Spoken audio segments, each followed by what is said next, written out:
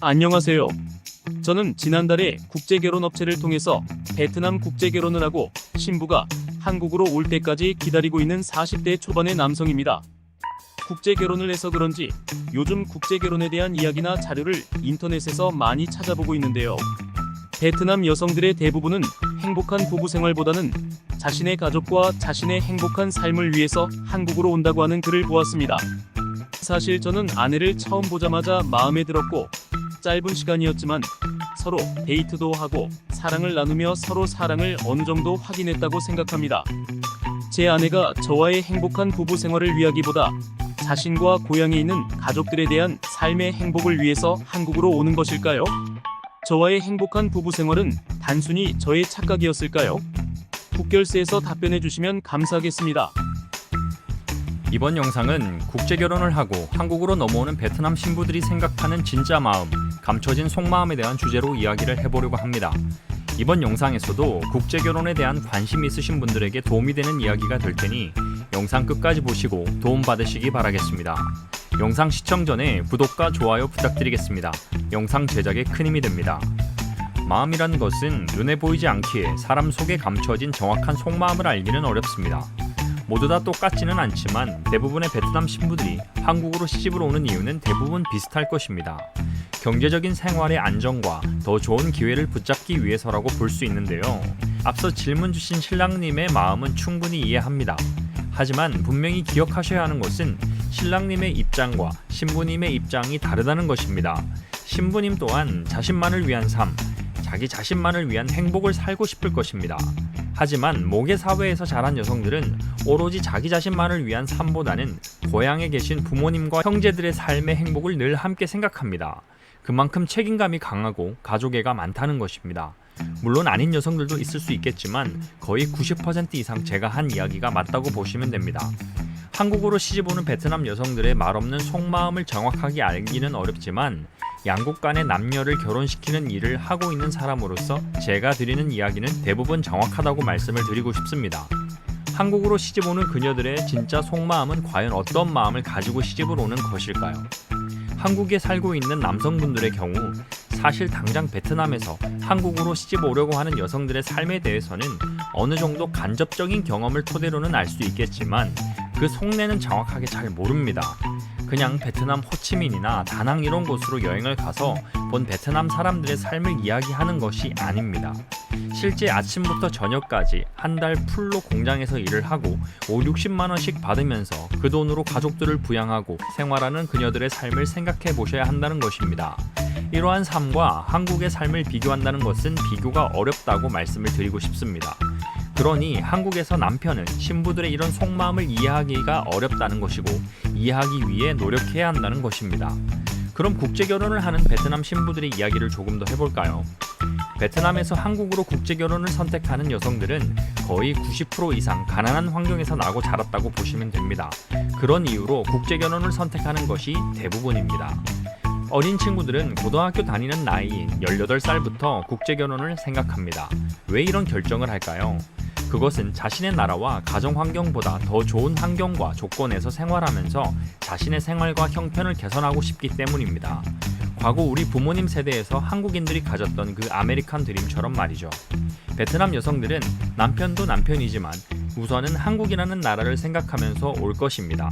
선진국인 대한민국이라는 나라와 여유로운 삶을 꿈꿀 수 있는 나라에 갈 수 있다는 마음, 자기 가족들의 궁핍한 삶을 자기 노력 하나로 조금은 더 행복해질 수 있을 거라는 작은 희망을 가지고 오는 것입니다. 그것이 국제결혼을 한 남편과의 생활로 시작되는 것이죠. 한국 남성들 앞에 앉아 맞선을 보면서 자신의 선택을 기다리고 있는 신부들은 과연 어떤 생각을 할까요? 사실 한국 드라마나 영화에서 보던 젊고 잘생긴 남자가 아닌 나이도 많은 것 같고 잘생기지도 않은 남자가 앞에 앉아있는 것부터 뭔가 환상은 깨어질 것입니다. 물론 맞선 장소에 나오기 전부터 미리 한국에 대해 베트남으로 결혼하러 오는 한국 남자들에 대해서 어느 정도 찾아보고 검색해서 알고 있기에 실망과 변심은 하지 않겠지만 비슷한 또래 나이의 젊은 남자와의 맞선보다는 당연히 두근거리는 마음은 덜할 것입니다. 기본적인 생존을 위한 치열한 바닥의 삶에서 그따위 낭만과 꿈을 꾸어 볼 기회와 여유가 없었던 그녀들에게는 돈 많은 나라의 남자를 통해 가질 수 있는 가족들을 빈곤에서 탈출할 수 있다는 기대와 희망의 마음으로 한국 남자들의 그런 조건들에는 별로 개의치는 않습니다. 그렇기에 맞선 장소에서 선택을 받으면 어느 정도 웬만한 조건이면 대부분 그 선택에 응하는 여성들이 대부분입니다. 선택을 잘 받지 못하면 그녀들도 자신이 한국 남성들에게 인기가 없다는 것을 직감하고 시집을 못 갈 수도 있을 거라는 생각을 하기 때문에 어느 정도의 조건의 남성에게 자신이 선택받는다면 대부분 수긍을 한다는 것입니다. 그렇게 어린 나이에 외국에서 온 생판 처음 본 나이든 남자와 맞선을 보고 나쁘지 않은 정도의 외모와 어느 정도의 경제력이라면 맞선을 본 남성과 바로 결혼을 하고 다음날 결혼식을 올립니다. 부부라는 명목 아래 서로 결혼식을 올리면서 다정한 모습으로 서로 웨딩 사진도 찍고 서로 입맞춤과 포옹도 하는데 이런 부분에서 솔직히 서로 낯설기 때문에 어색하고 민망한 부분이 있기도 합니다. 그렇지만 베트남 신부들은 이것을 알고 국제결혼을 하는 것이기 때문에 어색함은 아무런 문제가 되지 않습니다. 이렇게 결혼식을 치르고 이제 1박 2일 정도 베트남 근교에서 신혼여행을 합니다. 같이 식사도 하고 사진도 찍고 술도 한잔하면서 진짜 부부처럼 하룻밤을 같이 지내죠. 이때는 처음 같이 합방을 하면서 부부관계도 나눕니다. 이때 신부들이 아무리 어리더라도 남편이 부담을 느끼지 않게 하기 위해서 최대한 성심성의껏 관계를 나눕니다. 어떤 신랑님들은 신부가 너무 테크닉이 좋아서 과거가 의심된다고 결혼을 꺼려 하시는 분들도 계신데 이건 복에 겨운 소리라고 말씀드리고 싶습니다.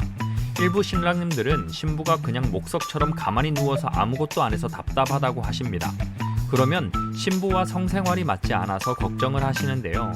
테크닉이 좋은 것은 경험이 많아서 그렇다기보다 남편에게 더 사랑받고 싶으니까 그런 모습을 보여준 것이라고 생각하면 어떨까요? 며칠 겪어보지도 않고 신부의 그런 모습을 전부인 양 생각하시는 것은 신랑님의 착각일 수도 있습니다. 결혼식을 올리고 난 이후 합방을 할 때 여성들은 어떤 생각을 할까요?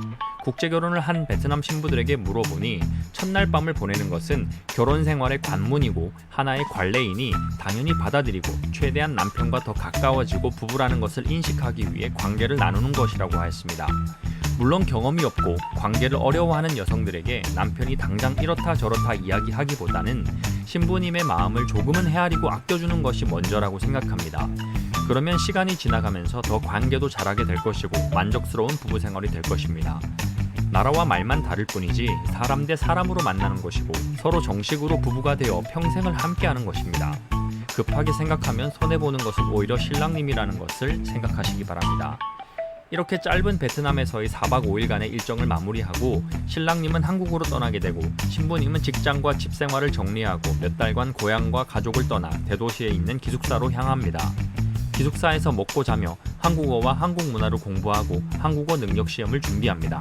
한국으로 가겠다는 목적을 가지고 시험 공부를 하는 것이기 때문에 대부분의 여성들은 시험을 한 번에 합격합니다.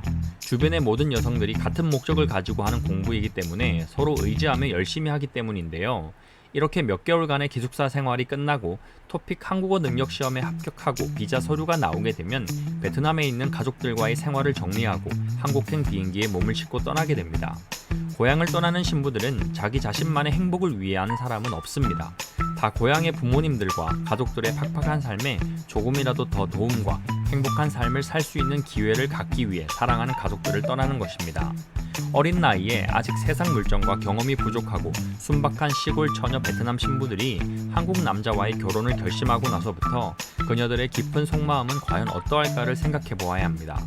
사실 베트남 여성들은 국제결혼을 생각할 때 특정한 국가의 남자를 선호한다기보다 자신의 여러 상황과 여건에 따라 그냥 선택할 때가 많습니다.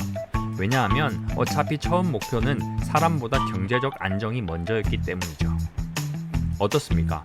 이 정도의 이야기만 들어봐도 이제 한국 남성들이 생각하는 로맨스는 생존을 위한 여성에게는 좀 사치의 모습이라고 생각이 들지 않나요? 하지만 어쩔 수 없습니다. 우리가 북한 사람들에게 연민의 감정을 느끼기는 하지만 그들의 삶을 우리가 대신해 줄 수 없고 그들에게 우리가 무언가 해줄 수 없는 것처럼 말입니다. 이제 국제결혼을 했다면 신부의 마음을 조금 더 깊이 이해하려고 노력하고 아내와의 관계가 더 행복해질 수 있도록 시간을 가지고 노력해 나가는 것이 먼저입니다. 그렇다면 분명 신랑님이 바라던 신부와의 행복한 삶은 어느덧 곁에 있지 않을까 생각해 봅니다. 이번 영상은 국제결혼을 생각하는 베트남 여성들의 진짜 속마음에 대한 이야기를 나눠보았습니다. 조금은 현실적인 이야기라 가볍지는 않았을 텐데요. 이런 이야기가 조금 더 필요하지 않았나 싶습니다. 다음 영상에서도 유익한 영상으로 찾아뵙도록 하겠습니다. 지금까지 국결스였습니다. 감사합니다.